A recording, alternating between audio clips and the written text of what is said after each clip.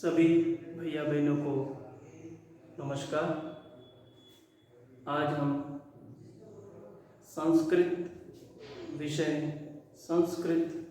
विषय में हम षष्ठी कक्षा में प्रकरण धातुरूपाणि, पूर्व में हमने लंग लकार, पट धातु लंग लकार को हमने पढ़ा था। आज हम पट धातु लोट लकार आज्ञार्थ काल के बारे में पढ़ेंगे। ये लोट लकार आज्ञार्थ काल जिसमें आदेश किया जाता है या को उपदेश दिया जाता है, तब इस लकार का प्रयोग किया जाता है क्रिया धातु पद के साथ। आइए हम पढ़ते हैं लोट लकार, वर्तमान लोट लकार आज्ञार्थ काल।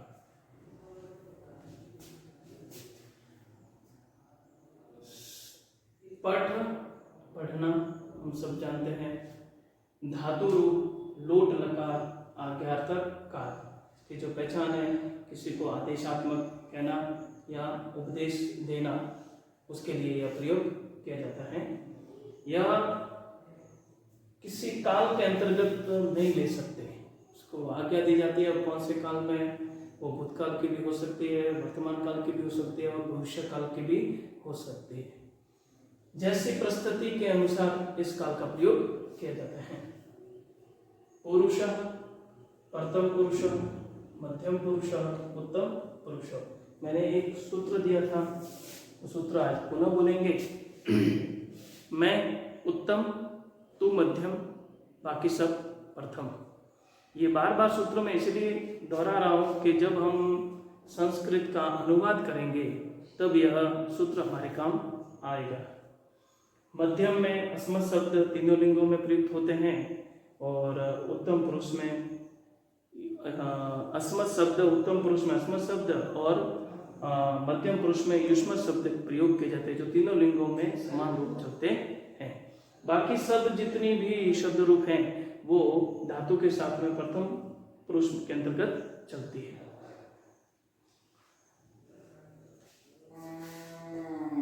एक वचन में द्विवचन और बहुवचन। एक वचन हम सब जानते हैं, एक का प्रयोग, द्विवचन में दो का और बहुवचन में दो से अधिक का प्रयोग किया जाता है।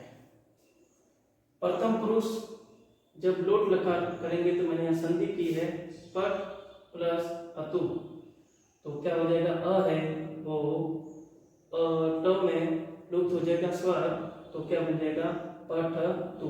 तू एज इट इज इस प्रकार ही लिखना है, तू ऐसा कैसा रहेगा। जो स्वर है वो व्यंजन में परिवर्तन हो जाएगा। द्विवचन प्रथम पुरुष द्विवचन में पट प्लस अताम, तो पठ पठ ताम, ताम ऐसे कैसा लिखना है, तो पठताम शब्द बन जाएगा। बहुवचन में प्रथम पुरुष में पट प्लस अंतु, तो पठंतु, अंतु शब्द को पीछे लिखना है।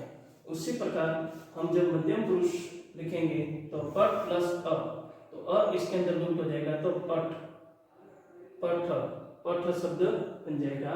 पठ प्लस अतम, तो पठतम शब्द बन जाएगा।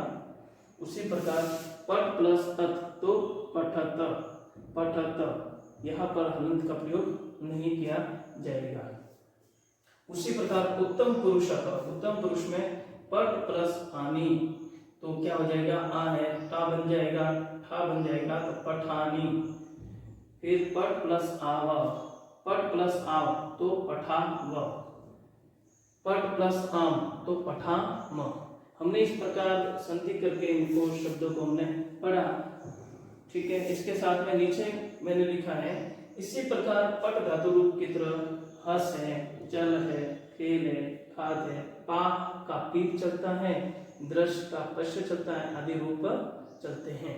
वो पट को हमको याद करना पड़ेगा। पट धातु है, उसको हम जब हम याद करेंगे तो हम दूसरी धातुओं को भी स्मरण कर सकते हैं।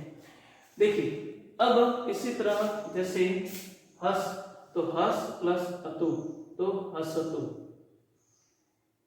हस प्लस अताम, हसताम। हस प्लस अंतु, तो हसंतु शब्द बन जाएगा। हस प्लस अ तो हस, हस शब्द बन जाएगा। तो हस प्लस अतम हसतम, हस प्लस अत हसत, हसत तो उसको पीछे जोड़ना है। हस प्लस आनी हसानी, हस प्लस आव हसाव, हस प्लस आम हसाम।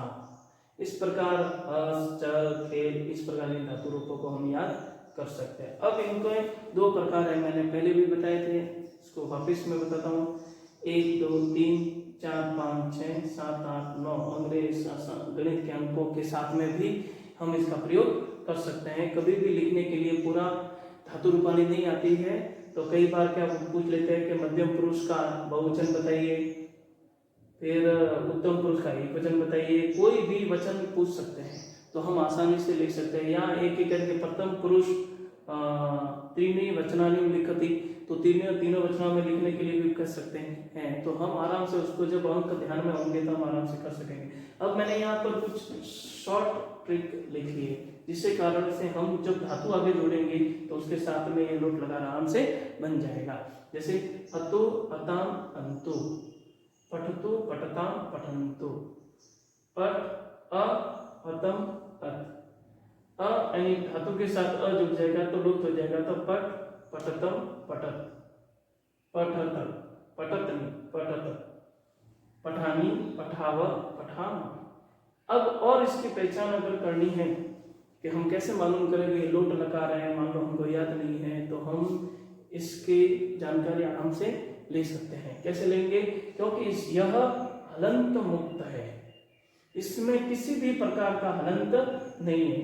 दूसरी इसकी पहचान है कि द्विवचन में दो जगह पर हलंत का प्रयोग किया जाता है, बाकी कहीं पर हलंत का प्रयोग नहीं है, न ही विसर्ग का प्रयोग है।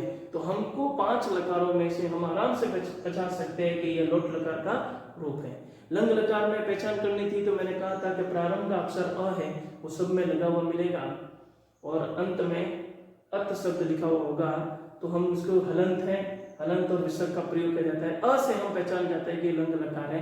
फिर दृढ़ लकार में हमने इष्यति शयत अक्षयत उसके बारे में पढ़ा था, तो उसके हम जब बात करेंगे तो हमको उससे मालूम पड़ जाएगा इष्यति शय क्षय से। और लट लकार में उसके विसर्ग और हलंत बिल्कुल प्रयोग नहीं होता है, तो उसमें अति अतः हंति के माध्यम से हम पता कर सकते हैं। अब इनको पढ़ेंगे कैसे कि हमको सरल से सरल याद हो जाए। हम इस प्रकार भी पढ़ सकते हैं, इस प्रकार भी पढ़ सकते हैं और याद कर सकते हैं।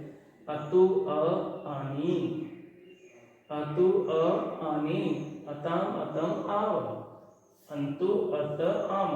फिर इस प्रकार भी पढ़ सकते हैं। अतु अताम अंतु, अ अतम अत, आनी आव आम, पठतु पठताम पठन्तु, पठ पठतम पठत, पठानी पठाव पठाम, हसतु हसताम हसन्तु, हस हसतम हसत, हसानी हसाव हसाम, चलतु चलताम चलन्तु, चल चलतम चलत, चलानी चलाव चलाम, खेलतु खेलताम खेलन्तु, खेल खेलतम खेलत, खेलानी खेलाव खेलाम, अतु अ आनी, अताम अतम आव, अंतु अत आम, अतु पठतु, अताम पठाताम, अंतु पठन्तु, अपठत, अतम पठतम, अत पठत, आनी पठानी, आव पठाव, आम पठाम।